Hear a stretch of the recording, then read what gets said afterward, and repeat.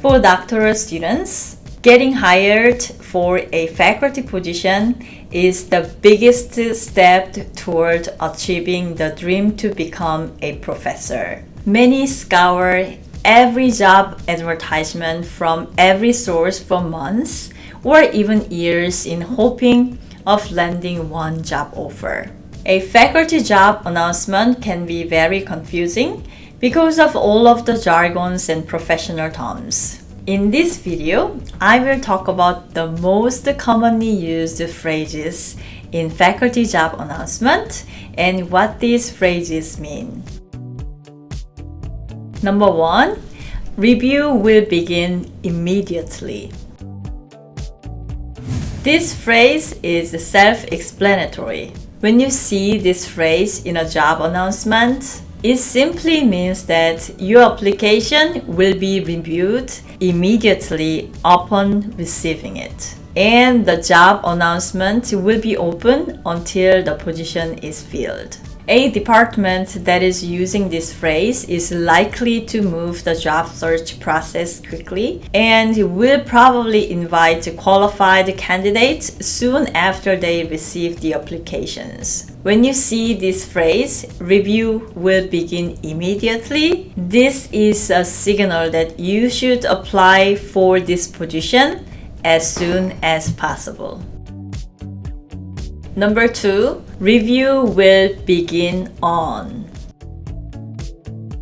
By contrast, some institutions prefer to get a number of applications before they start the screening process. In this case, you will find this phrase, review will begin on, and a specific date. This means that the department will wait to review received applications until their specified date. Although they might let you apply after this date, I highly encourage you to treat it like a deadline and submit your application before the date arrives. For job seekers, it is important to have your application requirements ready because each school has a different deadline. Number 3, ABD will be considered. ABD means all but dissertation. This term describes a graduate student who has completed their coursework, comprehensive exams, oral defense, and dissertation proposal defense. Only thing left to do to earn their Ph.D. is to defend their dissertation. ABD will be considered means that a candidate does not necessarily have to a completed Ph.D. but should have made a significant process to complete their Ph.D. If this is you, you should clearly indicate in your cover letter that you will complete your Ph.D. before the date you start your job as a faculty member. If you do not complete your Ph.D. before the start date, you are likely to receive at least a 10% pay cut and your position title will not be an assistant professor. The title is different from school to school, but you will be either adjunct professor or instructor. Most schools will give you about a year or 2 to complete your Ph.D. if you do not complete it before joining. Number 4, Ph.D. required. This term simply means a candidate must be a full-fledged Ph.D. graduate with a completed dissertation. This requirement is at the discretion of the hiring department or institution. That being said, this is one of the first things Ph.D. students look out for when looking through faculty job announcements. You may still apply, but you are likely to be screened out if you are not close to completing your Ph.D. Another term that is similar to this is degree in hand, which implies that the candidate must have their Ph.D. completed before or by the time the candidate takes on the job. Number 5, specify teaching interest in your cover letter and CV.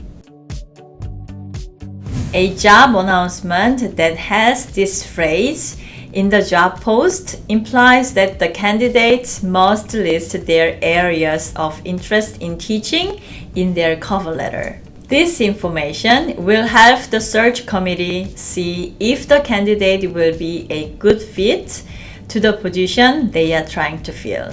By stating these facts, the search committee will be able to come up with a shortlist easier and make the selection faster. At the same time, applicants must carefully draft their cover letter to sell themselves without sounding fake or forced. Applicants should still be genuine about their interest to avoid conflict in the future. For example, a department is searching for someone who is interested in teaching a big data analysis, but you are not interested at all in developing that kind of course. Do not list the course as your interest. You might not be a good fit.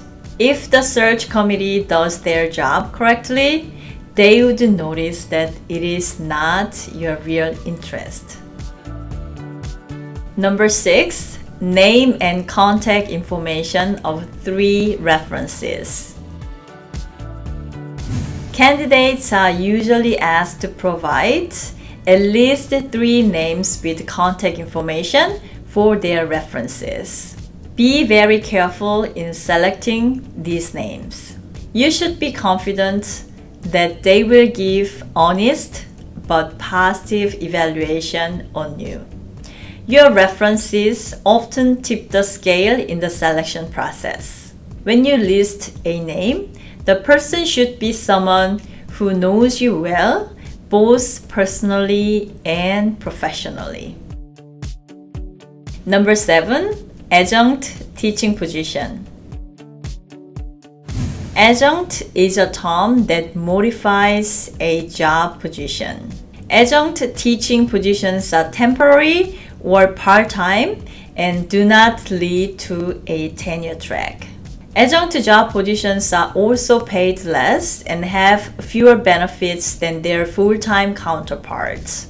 Nowadays, many Ph.D. students start their career through adjunct teaching positions. One advantage of working in an adjunct position is the possibility of being observed into a tenure track position when the department looks to fill a new spot. But it is not guaranteed though. Number 8, evidence of research. This phrase simply instructs the candidate to provide concrete evidence of their research. They can be a showcase of your own research or works you have published. You can also emphasize your research efforts, methodologies, and contributions you feel will make your application stand out from the crowd. It will be difficult to highlight this area of your qualifications on your CV, so do it in your cover letter. Of course, be careful not to overshare and submit a cover letter as thick as a book. Number 9, soft money. Soft money pertains how a candidate will be paid. Soft money positions are funded by grants and fundraisers, unlike positions that are directly financed by the hiring department.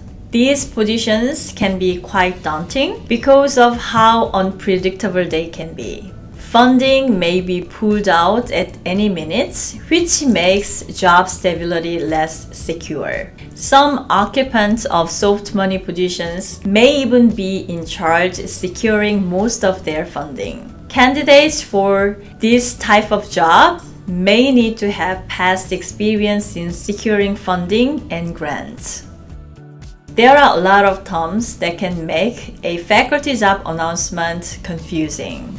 But if you take the time to do a little bit of research on these terms, you may just discover the position you really want. Whether you are applying for a position as an adjunct or an assistant professor, take the time to understand what the job post means. It would be a shame to miss out on the job of a lifetime just because you misunderstood something. In this video, I covered a few common phrases you might find in a job post.